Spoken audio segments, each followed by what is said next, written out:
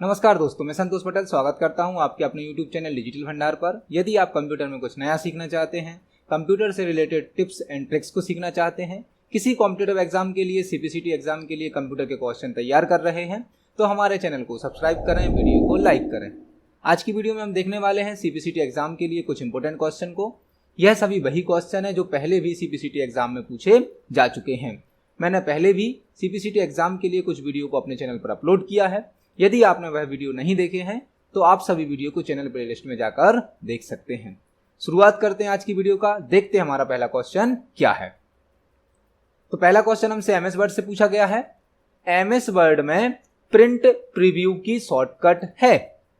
जब आप MS word software में कोई भी डॉक्यूमेंट तैयार करते हो और उसका हार्ड कॉपी प्रिंट आउट निकालते हो, तो डॉक्यूमेंट का हार्ड कॉपी प्रिंट आउट निकालने से पहले डॉक्यूमेंट को चेक करना होता है कि हमारे डॉक्यूमेंट का प्रिंट आउट किस प्रकार का दिखाई देगा, मार्जिन वगैरह, साइजेस वगैरह, स्टाइल वगैरह सही सेट हैं या नहीं है। यह सब चेक करने के लिए प्रिंट प्रीव्यू का यूज किया जाता है। मतलब प्रिंट आउट निकालने से पहले पेज का जो व्यू देखा जाता है उसे हम कहते हैं प्रिंट प्रीव्यू। तो हमसे यहां पर प्रिंट प्रीव्यू की शॉर्टकट की पूछी गई है। MS वर्ड में प्रिंट प्रीव्यू की शॉर्टकट की होती है Ctrl+F2। यदि आपने MS वर्ड में कोई डॉक्यूमेंट तैयार किया है, यदि आप उस डॉक्यूमेंट का प्रिंट प्रीव्यू देखना चाहते हो तो शॉर्टकट की होती है Ctrl+F2। इस क्वेश्चन का सही आंसर है ऑप्शन नंबर बी, Ctrl+F2। इसको हम प्रैक्टिकली देख सकते हैं। यह MS वर्ड है। MS वर्ड में हमने यहाँ पर प्रैक्टिस के लिए एक टेक्स्ट को टाइप करके रखा है। यदि हम इसका प्रिंट प्रीव्यू देखना चाहते हैं तो हम कीबोर्ड से Ctrl+F2 को प्रेस करेंगे। आप देख सकते हैं हमारे सामने हमारे पेज का प्रीव्यू शो हो जाएगा। प्रीव्यू में आप चेक कर सकते हो आपका प्रिंट आउट कैसा होगा, मार्जिन वगैरह, साइज वगैरह आपने सही सेट की है या नहीं की है, यह सब डिटेल आपको प्रिंट प्रीव्यू में देखने मिल जाती है। तो किसी भी डॉक्यूमेंट का हार्ड कॉपी प्रिंट आउट निकालने से पहले पेज को चेक करने के लिए प्रिंट प्रीव्यू का यूज किया जाता है। देखते हैं हमारे अगले क्वेश्चन को।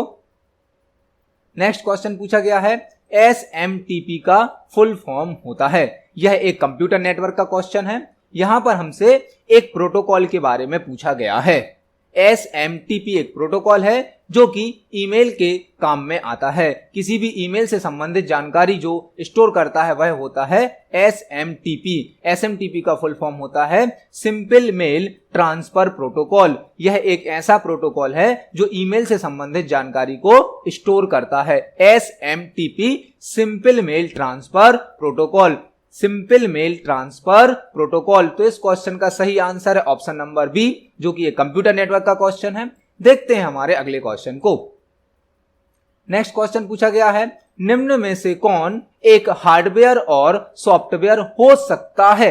मतलब हमसे पूछा गया है ऐसी कौन सी डिवाइस है जो हार्डवेयर भी हो सकता है और सॉफ्टवेयर भी हो सकता है। आपने देखा होगा सॉफ्टवेयर मतलब कुछ प्रोग्राम होते हैं जो हमारे कंप्यूटर में इंस्टॉल होते हैं और हार्डवेयर कुछ फिजिकल डिवाइस होती हैं। लेकिन यहां पर हमसे पूछा गया है कि दिए गए ऑप्शन में से क्या ऐसा है जो हार्डवेयर भी और सॉफ्टवेयर भी है। तो हमारे कंप्यूटर में हार्डवेयर और सॉफ्टवेयर का कॉम्बिनेशन होता है फायरवॉल। फायरवॉल जो होता है वह हमारे कंप्यूटर को अनऑथराइज्ड एक्सेस से प्रोटेक्ट करता है, हमारे कंप्यूटर में आने वाले डेटा को फिल्टर करता है और कोई भी अनऑथराइज्ड यूजर को हमारे कंप्यूटर में एक्सेस नहीं देता है। तो कंप्यूटर की सुरक्षा के लिए, सिक्योरिटी के लिए कंप्यूटर में फायरवॉल होता है जो कि हार्डवेयर और सॉफ्टवेयर दोनों का कॉम्बिनेशन होता है। तो इस क्वेश्चन का सही आंसर है ऑप्शन नंबर बी, फायरवॉल। देखते हैं हमारे अगले क्वेश्चन को। नेक्स्ट क्वेश्चन पूछा गया है निम्न में से कौन एक इनपुट और आउटपुट डिवाइस है। जनरली हमें इनपुट डिवाइस पढ़ाई जाती हैं, आउटपुट डिवाइस पढ़ाई जाती हैं, लेकिन हमसे पूछा गया है निम्न में से कौन सी एक ऐसी डिवाइस है जो इनपुट डिवाइस का भी काम करती है और आउटपुट डिवाइस का भी काम करती है। तो आपको ऑप्शन नंबर ए में दिया गया है कीबोर्ड। आप सभी को पता होगा कीबोर्ड तो एक इनपुट डिवाइस है। प्रिंटर एक आउटपुट डिवाइस है। माउस भी एक इनपुट डिवाइस है। लेकिन जो ऑप्शन नंबर डी है मॉडेम, यह एक ऐसी डिवाइस है जो इनपुट डिवाइस का भी वर्क करती है और आउटपुट डिवाइस का भी वर्क करती है। यदि आप अपने कंप्यूटर में टेलीफोन लाइन के माध्यम से इंटरनेट कनेक्शन का यूज करना चाहते हैं तब आपको मॉडेम डिवाइस की आवश्यकता होती है।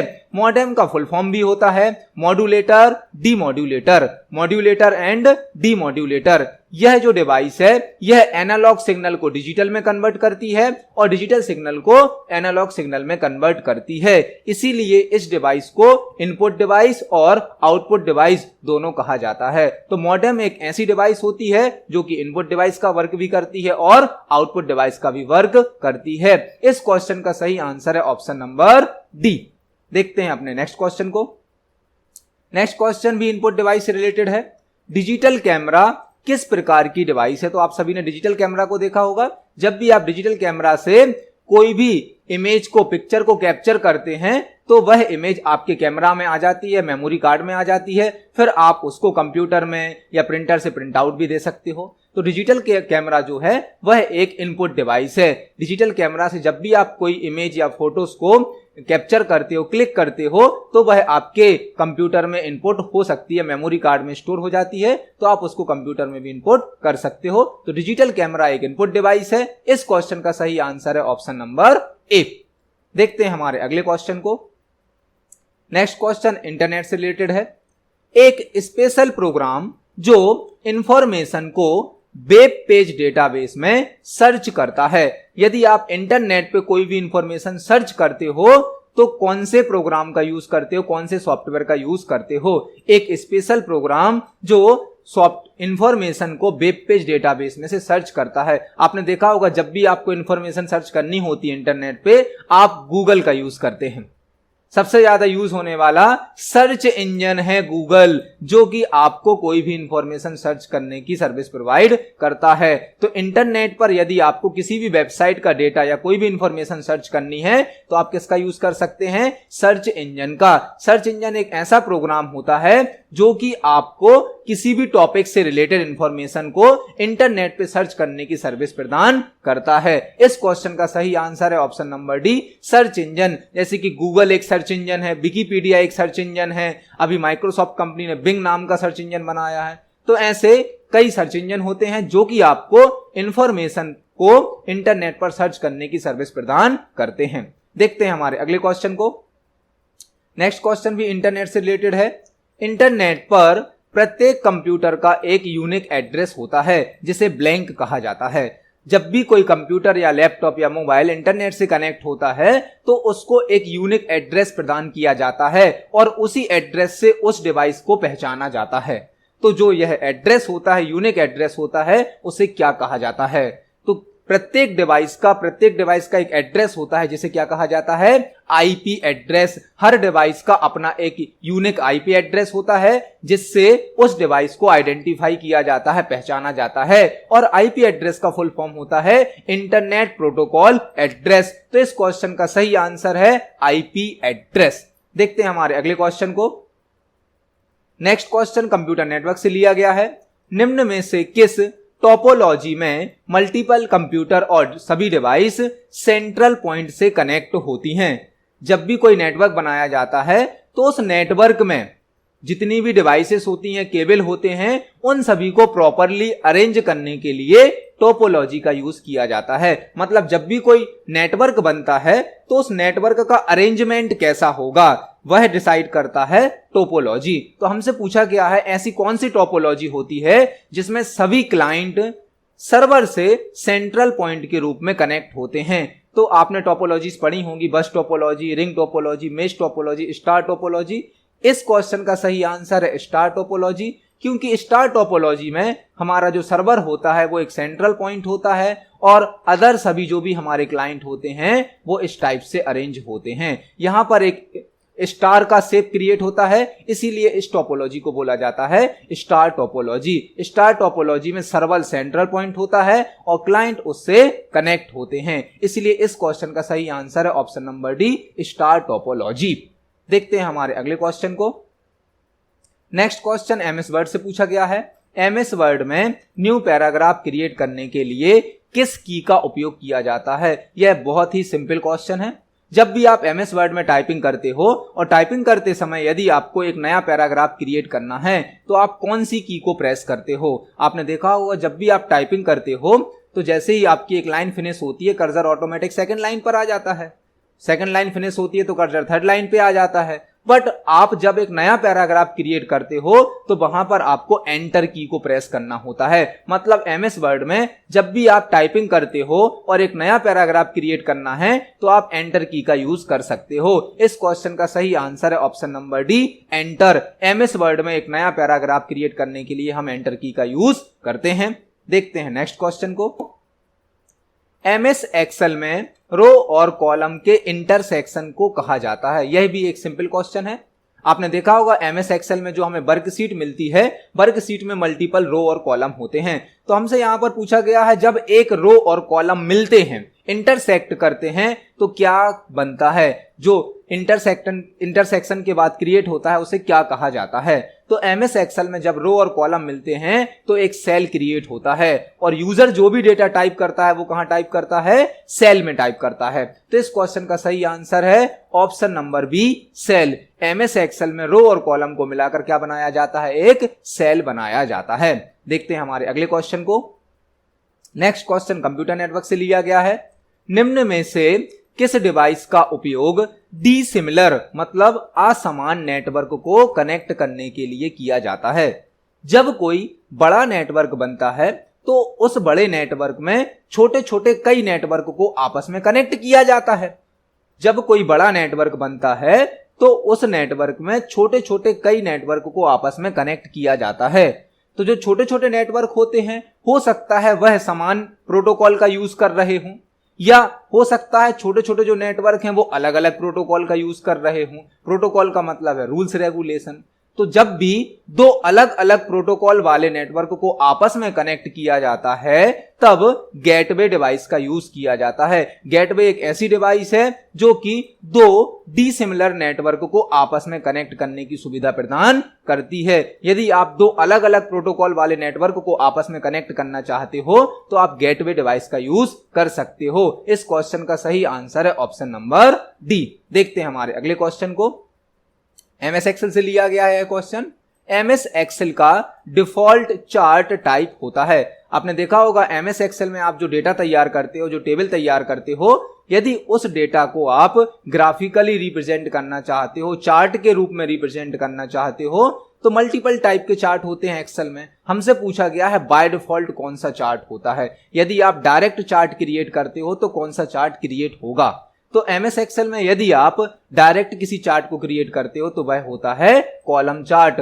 आपको चार्ट के टाइप सिलेक्ट करने के लिए वहां पर ऑप्शन होता है, बट आप कोई भी टाइप सिलेक्ट किए बिना यदि चार्ट बनाते हो तो अपने आप बाय डिफॉल्ट कौन सा चार्ट बनता है, कॉलम चार्ट। इस क्वेश्चन का सही आंसर है option number D, column chart.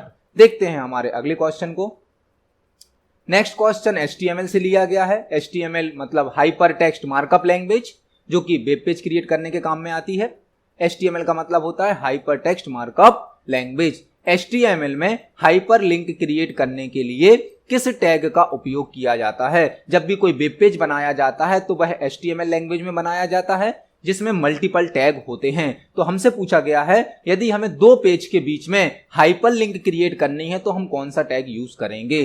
तो HTML में यदि आप हाइपर लिंक क्रिएट करना चाहते हो तो वहां पर एंकर टैग का यूज किया जाता है, एंकर टैग का, जिसे शॉर्ट में ए लिखा जाता है। एंकर टैग के द्वारा दो वेब पेज के बीच में हाइपर लिंक क्रिएट की जाती है। तो इस क्वेश्चन का सही आंसर है ऑप्शन नंबर ए टैग मतलब कि एंकर टैग। देखते हैं हमारे अगले क्वेश्चन को। नेक्स्ट क्वेश्चन MS वर्ड से पूछा गया है। एक कीबोर्ड पर एक्सटेंडेड सिलेक्शन मोड को ऑन करने के लिए शॉर्टकट है। इस क्वेश्चन को पहले आपको अच्छे से समझना है, फिर आप इसका आंसर सही लगा पाएंगे। सबसे पहले हमें यह समझना है कि इस क्वेश्चन में हमसे पूछा क्या जा रहा है। एक कीबोर्ड पर एक्सटेंडेड सिलेक्शन मोड को ऑन करने के लिए शॉर्टकट है। यह क्वेश्चन थोड़ा सा लॉजिकल है, पहले हम इसको प्रैक्टिकली समझते हैं। MS वर्ड में चलते हैं। आपने देखा होगा जब भी MS वर्ड में हमारा मैटर होता है, कोई टेक्स्ट होता है, हम उसको कई तरीके से सिलेक्ट कर सकते हैं।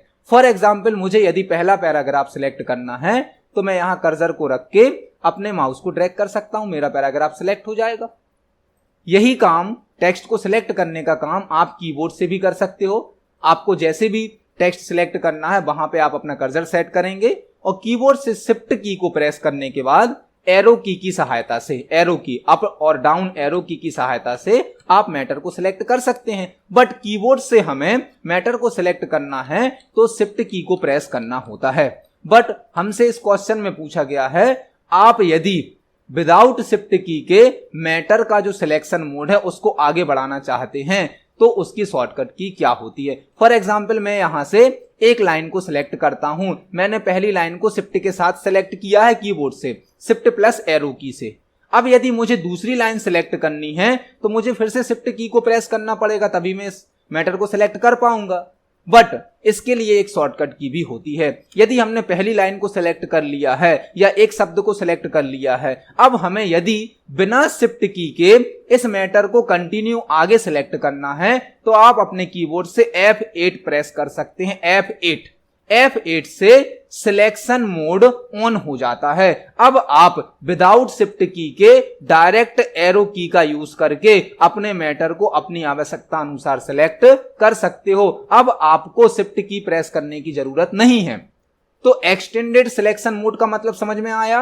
आपने कोई सिलेक्शन किया है, यदि आप उसको आगे बढ़ाना चाहते हो, एक मोड ऑन करना चाहते हो ताकि आपका सिलेक्शन ऑटोमेटिक आगे बढ़ता जाए, तो उसके लिए एमएस वर्ड में एक शॉर्टकट की होती है F8। यदि आप थोड़ा सा मैटर सिलेक्ट करते हो और आप उसी को आगे कंटिन्यू बढ़ाना चाहते हो सिलेक्शन को, तो आप अपने कीबोर्ड से F8 प्रेस करेंगे, जिससे कि आपके एमएस वर्ड सॉफ्टवेयर में एक्सटेंडेड सिलेक्शन मोड ऑन हो जाता है।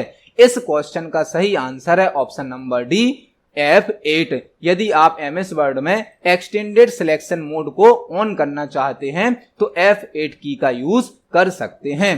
आज की वीडियो में हमने 15 क्वेश्चन को डिस्कस किया। यह सभी बहुत इंपॉर्टेंट क्वेश्चन है, इनको अच्छे से तैयार करें।